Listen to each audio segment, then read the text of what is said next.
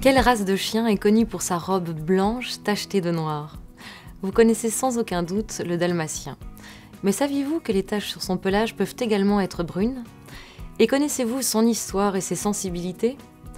À présent, examinons ce dalmatien de plus près. L'origine et le nom du dalmatien restent incertains. Ce nom fait peut-être référence à la Dalmatie dans la région des Balkans, ou est un dérivé de l'ancien mot dalmatica qui signifie manteau royal romain. Au cours de son histoire, il était populaire au Vatican au XVIIe siècle, auprès de l'aristocratie anglaise comme chien de coche au XVIIIe siècle et comme mascotte au XXe siècle auprès des pompiers américains. Enfin, c'est son rôle principal dans le célèbre film de Disney, Les 101 Dalmatiens, qui lui doit sa popularité. Grâce à son caractère calme et affectueux, le dalmatien est le chien de compagnie idéal. Il a toutefois besoin d'une éducation cohérente et celle-ci doit débuter le plus tôt possible. Les chiots naissent blancs et ce n'est que plus tard que leur pelage se couvre de taches noires ou brunes. Par rapport à d'autres races de chiens, le dalmatien possède un système urinaire au fonctionnement unique.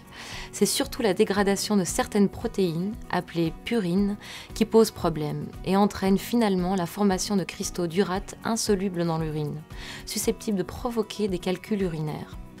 Les jeunes animaux présentent également une sensibilité digestive. Ceci implique qu'en général, ils ont tendance à produire des selles plus molles que les adultes. Ce phénomène est associé au fait que le système digestif des animaux en croissance n'est pas encore totalement opérationnel.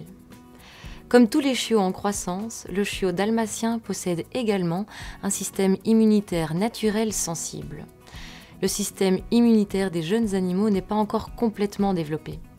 Assez rapidement, les jeunes ne sont plus complètement protégés par l'immunité transmise par leur mère, mais ils ne sont pas encore totalement capables de produire leur propre mécanisme de défense.